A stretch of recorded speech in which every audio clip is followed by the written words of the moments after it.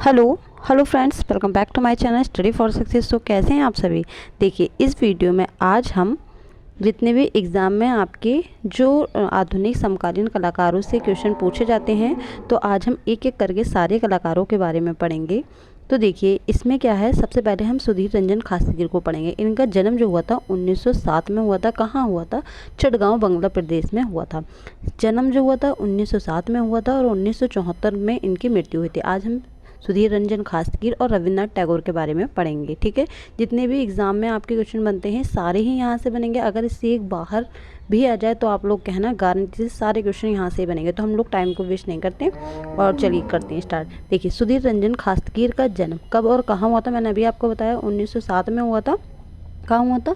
चटगांव, बांग्लादेश में हुआ था। नेक्स्ट हमारा है सुधीर रंजन खासगीर का संबंध किस आर्ट कॉलेज से रहा? तो लखनऊ आर्ट कॉलेज से इनका संबंध रहा।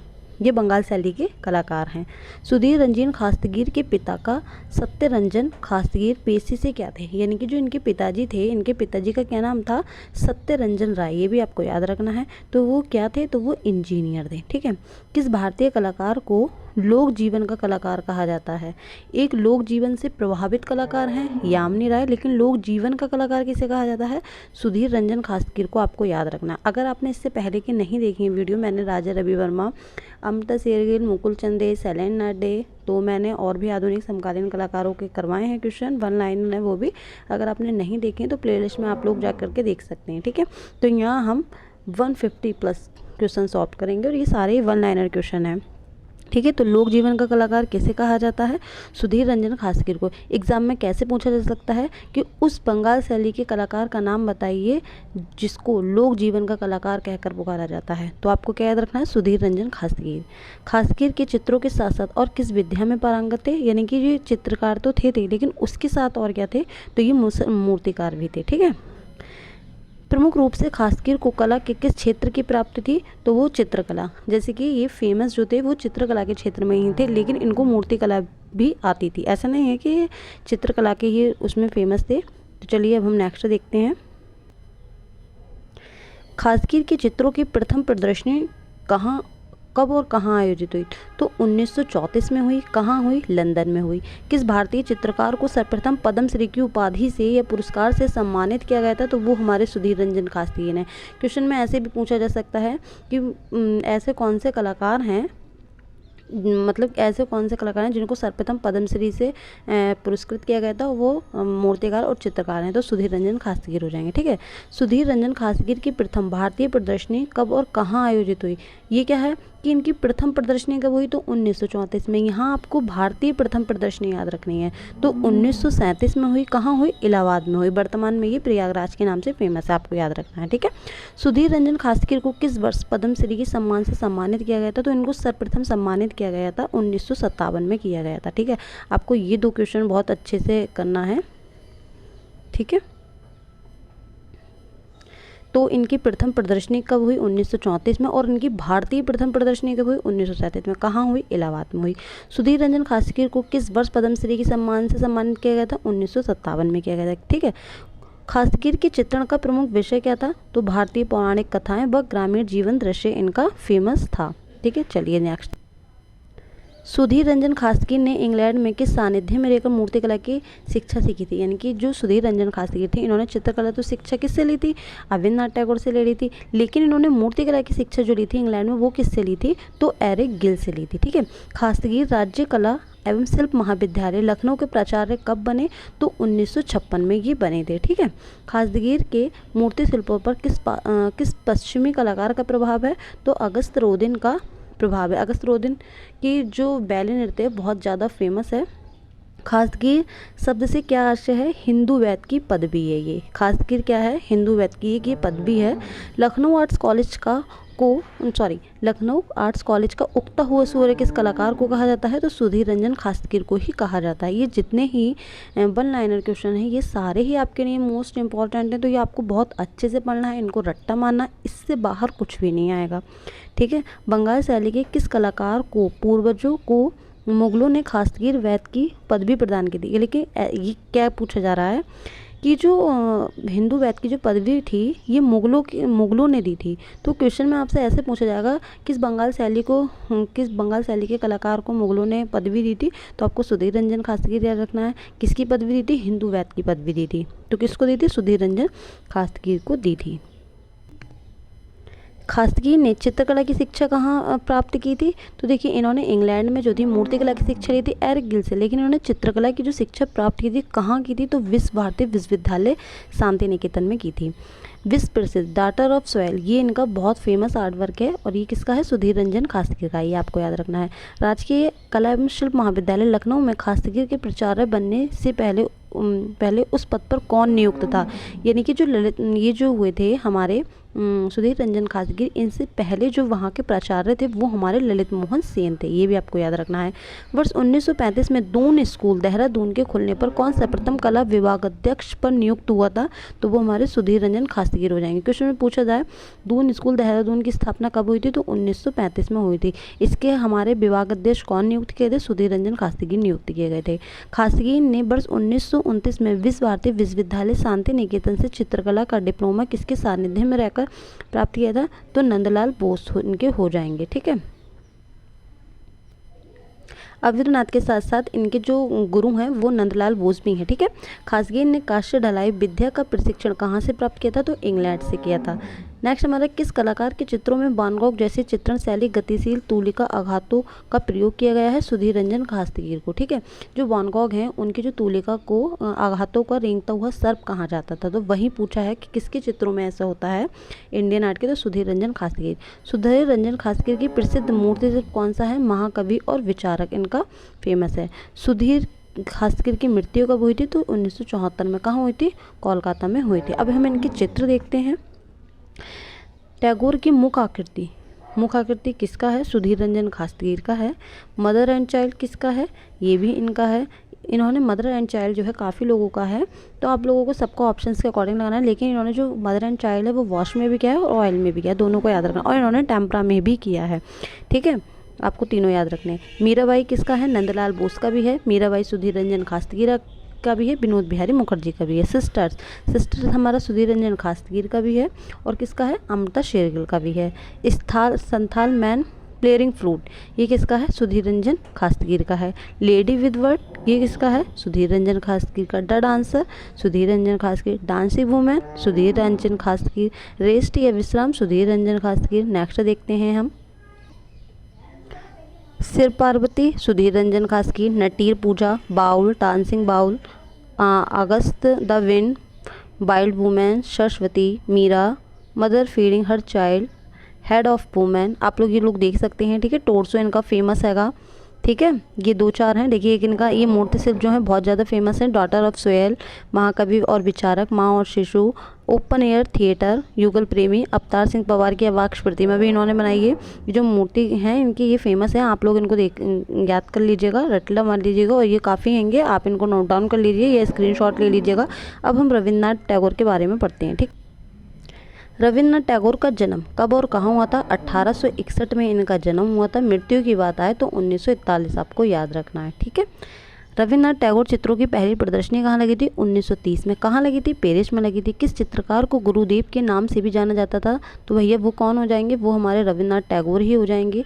किस भारतीय कलाकार को नाइटहुड की उपाधि दी गई थी? वो भी रविन्द्रनाथ टैगोर हो जाएंगे। ये जितने ही क्वेश्चन हैं मैं आपसे फिर कहूँगी, ये सारे आप रट डालिए और इससे बाहर एक भी आए तो आप लोग कहना, एग्जाम में यहीं से पूछे जाएंगे। ये छटे हुए क्वेश्चन है ये कहा जाए तो। रविन्द्रनाथ टैगोर के चित्र किस शैली से संबंधित है? आधुनिक विमूढ़ शैली से संबंधित। एशिया के प्रथम नोबेल पुरस्कार विजेता कौन है? वो भी हमारे रविन्द्रनाथ टैगोर हैं। रविन्द्रनाथ टैगोर मूल रूप से क्या थे? ये कवि थे। रविन्द्रनाथ टैगोर ने भारत का राष्ट्रीय गान जन गण मन अपने किस काव्य ग्रंथ में लिखा है? गीतांजलि में लिखा है। कवि चित्रकार कवि को बंगाल का कवि कहा जाता है, मतलब किस चित्रकार को बंगाल का कवि कहा जाता है? तो भैया हमारे रविन्द्रनाथ टैगोर ही हो जाएंगे। नेक्स्ट देखते, रविन्द्रनाथ टैगोर ने कितने वर्ष की आयु से चित्रकारी सीखी थी? तो ये आपको 60 भी मिलेगा, 67 भी मिलेगा और 65 भी मिलेगा। तो आपको ऑप्शंस के अकॉर्डिंग लगाना है। ठीक है, ज़्यादातर आप लोगों को 65 मिलेगा, नहीं 65 मिलेगा, 67 मिलेगा और 70 मिलेगा। ठीक है, किस प्रसिद्ध कला समीक्षक ने रविन्द्रनाथ टैगोर की चित्रण कला पर पिकासो, मुंक और मोदोगिलियानी की कला का प्रभाव बताया है मुल्कराज आनंद ने।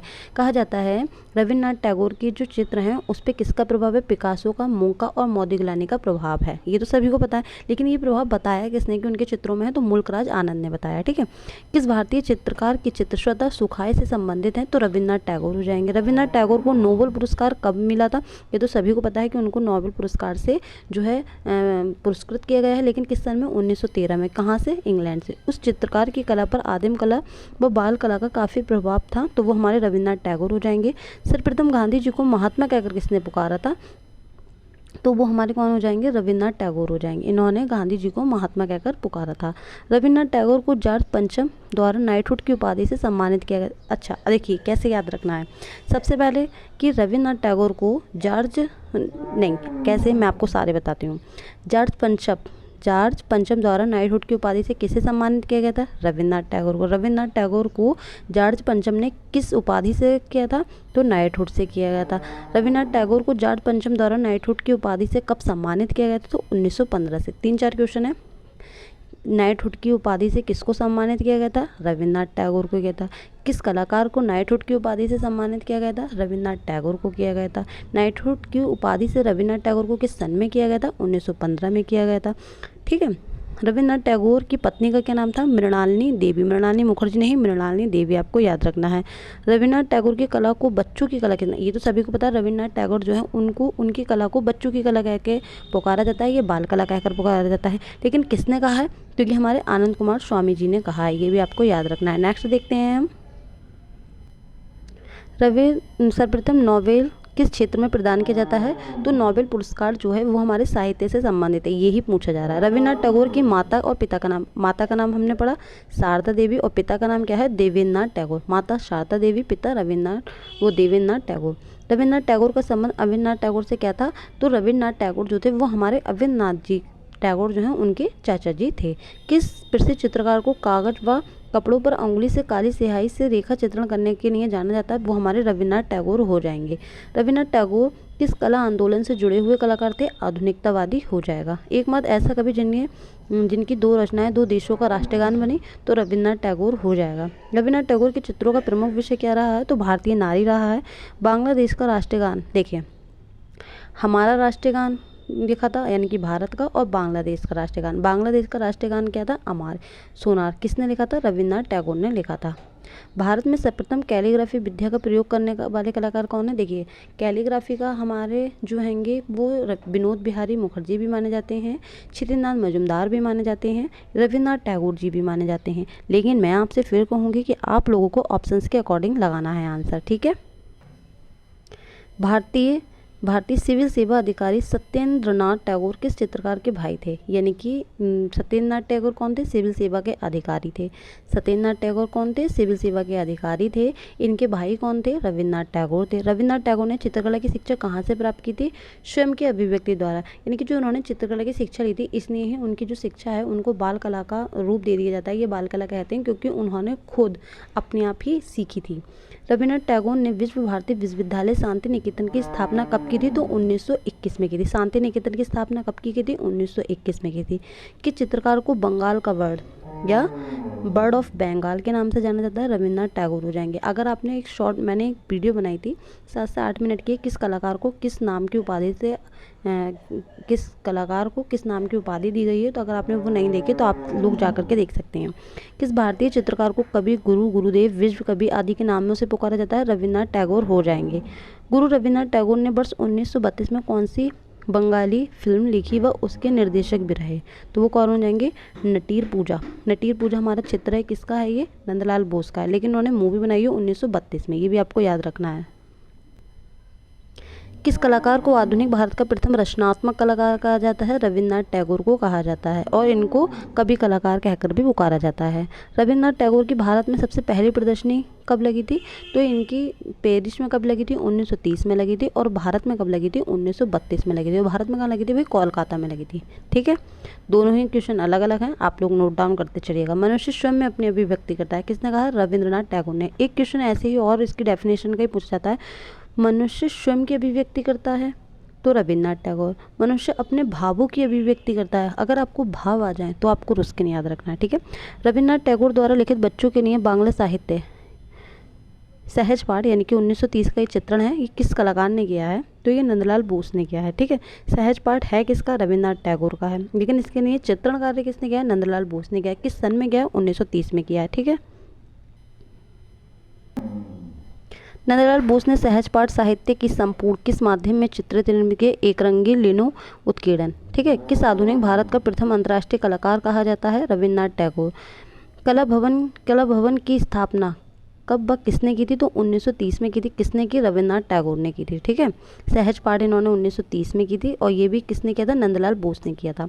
किस कलाकार की कला वान गॉग, पॉल गॉगन, पॉल क्ली के ऊपर प्रभावित थी? तो रविन्द्रनाथ टैगोर की, ठीक है। किस भारतीय चित्रकार की चित्रकला की तुलना बाल कला के रूप में की जाती है? रविन्द्रनाथ टैगोर ने, क्योंकि इन्होंने खुद अपने आप मतलब दूसरों की देख देख के ऐसे ही सीखा था। रविन्द्रनाथ टैगोर की चित्रों की दूसरी प्रदर्शनी भारत में कहाँ लगी थी? तो देखिए, पहली कब लगी थी? 1932 में लगी थी। कहाँ लगी थी? कोलकाता में लगी थी। और 33 में कहाँ लगी थी? मुंबई में लगी थी। ये इनकी दूसरी प्रदर्शनी थी भारत में।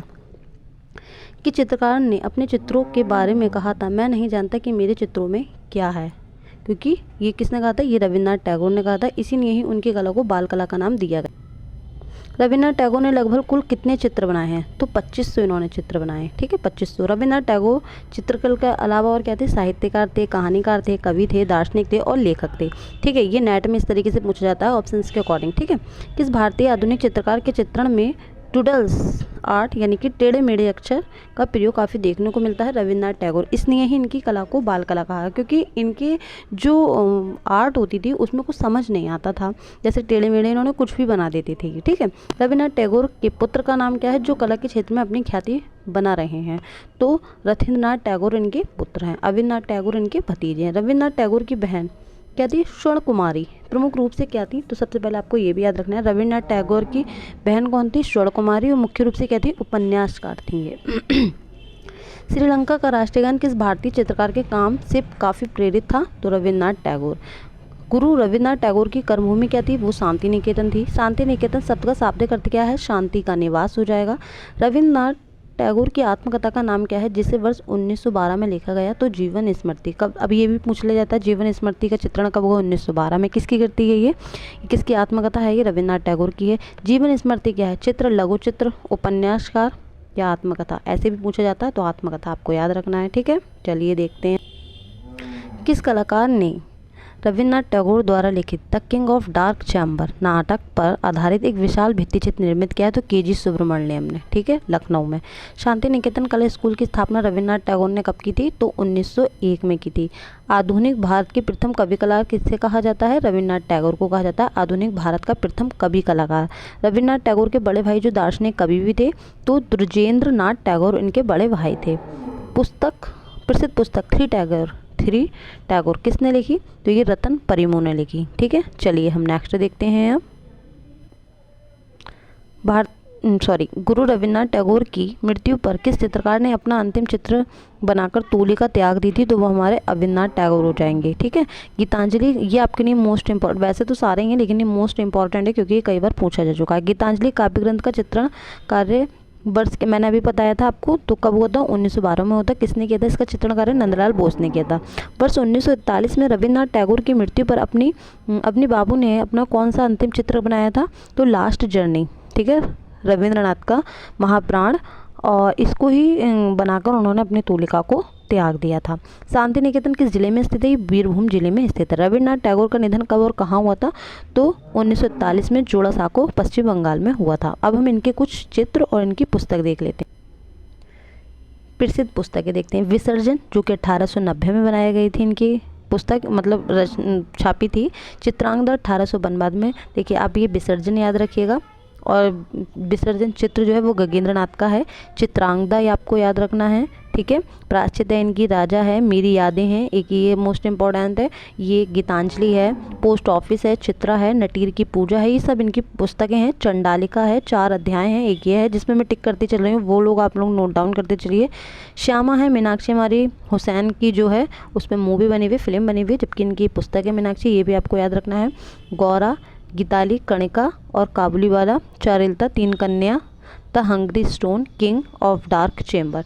ये किंग ऑफ डार्क चेम्बर आपको याद रखनी है ये, ठीक है। अब हम इनके कुछ चित्र देखते हैं। भारत माता, भारत माता देखिए हमारी भारत माता बहुत सारे लोगों ने बनाया है, लेकिन अलग अलग टेक्निक में बनाया है, ठीक है। इन्होंने ब्रोडिंग में बनाया है, कागज़ पर स्याही और राष्ट्रीय आधुनिक कला संग्रहालय, यानी कि जो भारत माता बनाया रविन्द्रनाथ टैगोर ने कागज़ पर स्याही से बनाया है, और राष्ट्रीय आधुनिक कला संग्रहालय नई दिल्ली में सुरक्षित है। लाफिंग फेस इनका है, वही कागज़ पर स्याही है, ये भी राष्ट्रीय आधुनिक कला दीर्घ नई दिल्ली में सुरक्षित है। ट्रीज़ इनका है, ये भी जो है कागज़ पर स्याही है और राष्ट्रीय आधुनिक कला संग्रहालय नई दिल्ली में है। फूल के साथ महिला एंड वुमेन, यानी कि विद फ्लावर, और ये भी हमारा राष्ट्रीय आधुनिक कला संग्रहालय नई दिल्ली में है। पक्षी इनका है, ये भी राष्ट्रीय आधुनिक कला संग्रहालय नई दिल्ली में है। प्रेमी युगल, मशीन मैन, सफ़ेद धागे इनका बहुत फेमस है।